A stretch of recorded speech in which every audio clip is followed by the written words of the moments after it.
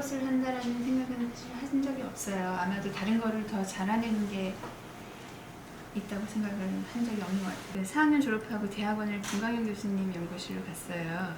김광현 교수님은 그때 부임하신 지 1년 되셨을 때인가였고요. 이제 원서 읽으면서 건축 이론 책이나 이런 것들 접하면서 공부를 많이 시키셨고요. 프랑스에서 공부하시고 오신 또 교수님이 계셨어요. 그래서 우리가 접하지 않은 설계 방법들을 많이 얘기를 해주셨어요. 그 중 수업 하나를 제가 엄청 잘했어요. 스케치라든가 드로잉을 너무 잘하고 그리고 또 열심히 하잖아요. 그때는 막 목말라 있으니까. 그때 이제 박사과정을 하는 선배가 이렇게 오셔가지고 보더니 건축 천재야 그러셨어요. 그게 여기까지 온 거예요. 뭐 예술도 비슷하긴 하지만 굉장히 많은 단계의 아이디어부터 물질까지, 비물질부터 물질까지가 다 연관이 되고요. 또 지어진 다음에 환경에 대응한다던가 할 때는 또다시 비물질적이 돼요.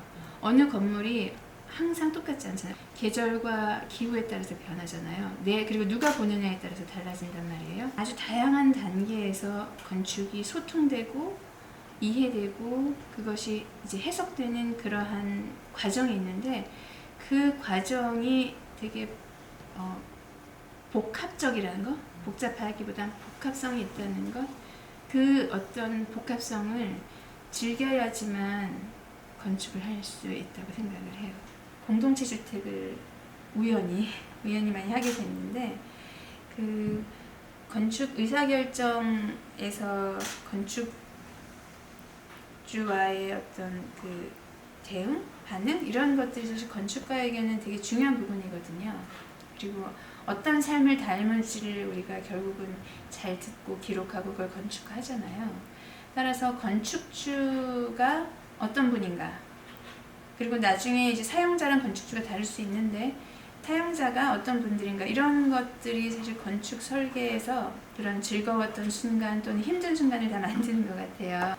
저희가 공동체 주택을 설계할 때 그 프로세스가 되게 지난했어요. 뭐 아파트 같은 경우는 사용자가 없이 딱 몇 가지 타입으로 설계를 해서 그걸 대량화해서 가는데, 공동체 주택은 이미 함께 살고자 하는 분들이 모여서 한 건물을 같이 설계하는 개념이거든요. 같이 사는 방법을 얘기를 하거든요. 그러면 사람마다 다 다르기 때문에 그때 많은 다른 의견이 있을 수 있는데, 특히 공동체성이 강한 공동체들은 의견을 잘 수렴해 주시기도 하고 또 설계 과정에서 참여를 해서 참으로 행복하게 그 과정을 지원해 주세요.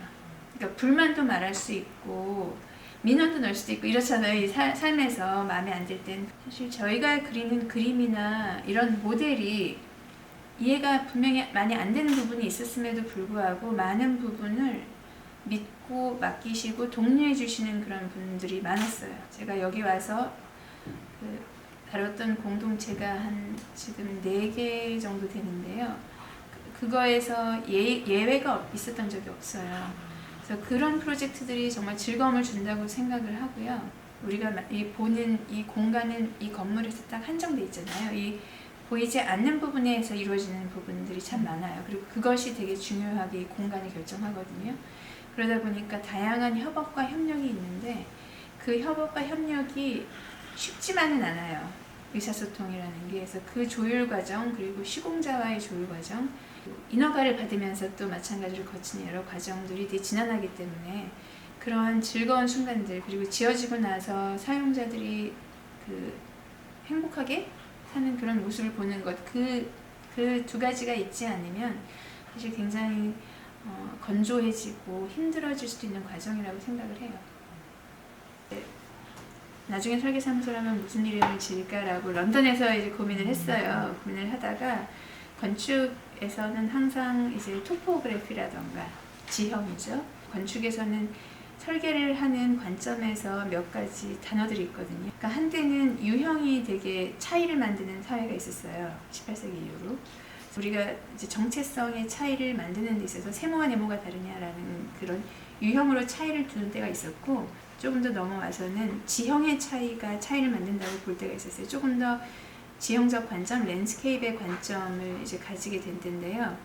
이제 지형적 관점을 가질 때는 뭐 내부와 외부라던가 또는 자연과 건축의 설계를 차별화두지 않고 하겠다는 거예요. 그러니까 차이가 없이 두 개를 조금 더 유기적으로 하겠다라는 관점이 있거든요. 그래서 지형이라는 관점을 중요하게 설계를 할 것인가 뭐 이런 이제 고민을 하다가 검색을 하다가 토폴로지라는 단어를 이제 그때 봤어요. 그래서 되게 특이한 단어구나, 수학적 용어인데 토폴로지는 스케일과 상관없이 어떠한 적절한 변형을 하다가 그 변형이 찢어지거나 절단나지 않았을 때까지도 변형을 했을 때 그게 같은 형상을 갖고 있으면, 관계 형상을 갖고 있으면 같은 거예요. 그래서 지형이 갖고 있던 그 높낮이의 차이가 아니라 관계에 조금 더 중점을 둔 단어구나. 그래서 우리가 그 사물의 본질적인 차이를 설계를 할 때 이것과 이건 다릅니다라고 얘기를 해야 되는데 그 차이를 위상적으로 봤을 때 조금 더 관계에 집중하게 되는구나라고 생각했어요.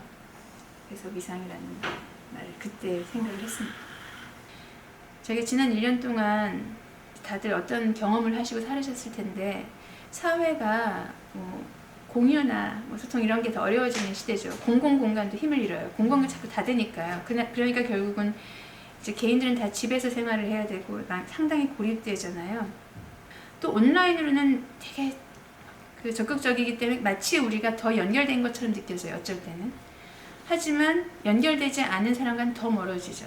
경제적인 불평등도 너무나도 심화되는 게 느껴졌거든요. 주변에 빈 임대 공간은 많은데 반면 건축일은 결코 멈추질 않아요. 부는 더 많이 쌓이는 측이 있고 더 없어지는 측이 있고 이 차이가 점점 심하게 보이는 거예요. 2020년은 사라진 도시다. 그리고 이런 위기 상황에서 공공공간이 과연 생태계나 네트워크가 어떻게 만들어져야지만 이 문제를 해결은 아니지만 메시지를 던질 수 있느냐를 이제 같이 고민하고자 해요. 모두 다 사적화되는 공간으로 만들어야 되는 건지 도시를. 근데 도시는 그런 게 아니잖아요. 도시의 효율은 함께 있어서 잉여의 가치를 우리가 나 혼자서는 N등분해서는 할 수 없는 것들을 다 같이 모아야지만 그 퀄리티를 이룰 수 있단 말이에요. 그렇다면 우리가 함께 사는 방법을 재조직해야 되는 거지 다시 더 고립되게 살게 하는 게 아닌데 그것을 만들 수 있는 거는 어떻게 보면 공공건축이 더 나아가야지만 따라갈 수 있을 것 같거든요. 6년 안식년을 하고 돌아가니까 사실 되게 두려워요. 그냥 제가 관심 있고 하고 싶은 거를 던지면서 학생들의 작업을 되게 재밌게 바라보면서 왔는데 이제 안식년이라는 것을 하고 조금 더 책임감 있는 사람으로 돌아가서 티칭을 해야 되잖아요. 무엇을 더 잘 가르쳐야 되는데 어떻게 가르칠 것인가 이런 고민이 좀 있거든요. 공정함은 무엇인가 아마 책으로 되는 것 같더라고요. 그 유튜브를 이제 보게 됐어요. 하버드 대학교의 수업이죠. 워낙 유명한 수업인데 몇 년 전 건데 이렇게 보다 보니까 지금한테 던지는 메시지가 너무 큰 거예요. 저희에게. 거기에 주로 얘기가 그런 거거든요. 그 커뮤니티 정체성, 내가 보통 속한 커뮤니티가 하나가 아니에요. 내가 이 작은 커뮤니티이지만 뭐 이 동네에도 있고 나라에도 있고 그럴 때 항상 우리가 공적인 거를 뭔가를 할 때는 상충해요. 우리 집단 이기주의라는 게 있잖아요. 그게 몇몇 사람이 모인 거기서는 어떻게 보면 가장 공동의 선일 텐데 그게 두 개의 커뮤니티 사이에서는 그게 공동의 선이 아닐 수 있거든요. 그랬을 때 우리가 어떤 결정을 내릴 것인가 그거를 들으면서 학생들하고 설계 작업을 진행하고 싶어요. 이 학교 안에서도 공동체 간에 학교가 하나의 공동체지만 그 안에 작은 공동체들이 있는데 그 공동체 간에 그 충돌이 있게 돼요. 그리고 그 안에서의 싸움이 마치 투쟁처럼 느껴지기도 하고 이제 그렇거든요. 학생과 선생의 그 관계도 마찬가지인 거예요. 점점 더 어떤 교육 서비스를 제공하는 자와 받는 자의 관계로 바뀌지 옛날처럼 선생님이라고 얘기도 안 하잖아요. 건축가로서 그냥 내가 하는 프랙티스로서의 이익만 가지고 만약 산다면 사실은 내가 할 수 있는 일은 그 이상을 넘어가지 못해요. 하지만 내가 속하지 않은 커뮤니티 이상의 것을 이야기할 수 있어야지만 내가 하는 일도 더 의미가 있을 수 있다고 생각하고요. 어떤 면에서는 제가 뭘 변화시킬 수 있다고 생각은 안 하지만 적어도 우리 건축가의 교육에서 우리가 근본적으로 어떻게 함께 같이 살 것인가 이거에 대한 고민은 좀 해야 될 것 같아요. 우리가 특히 도시에서 사는 이상 그러니까 항상 이제 그게 충돌하거든요. 내가 이걸 해서 멋있는 것도 하고 예쁜 것도 하고 존경도 받고 뭐 경제적인 것도 어느 정도 달성을 하고 이런 것도 있는데 건축가는 사실 많은 사람의 이야기를 들어야 하고요. 이야기를 듣고도 휩쓸리지 않으면서 자신의 입장을 또 명확하게 그리고 예리하게 뭐라고 해야 될까? 지혜롭게 이렇게 건축으로 이야기를 할 수 있어야 하거든요. 모든 직업이 그렇지만 결코 단순하지가 않으므로 다양한 매체와 다양한 사람을 만나면서 건축가라는 게 무엇인지를 이해하고 지원했으면 좋겠어요. 근데 가끔 얘기를 해보면 책을 한두 권 읽고 한다던가 뭐 어떤 프로그램을 보고 한다던가 하는데 내가 무엇을 하고 싶을 때는 그게 무엇인지를 정말 집요하게 한번 알아보고 그리고서 그 꿈을 꿔도 좋거든요. 근데 제가 이런 말을 할 입장을 못 되는 게 제가 이 건축을 하게 된 게 굉장히 단순하고 그랬잖아요. 그래서 제가 이런 말을 하는 건 제가 못했기 때문에 오히려 도움이 될 거라고 생각해서 말씀드립니다.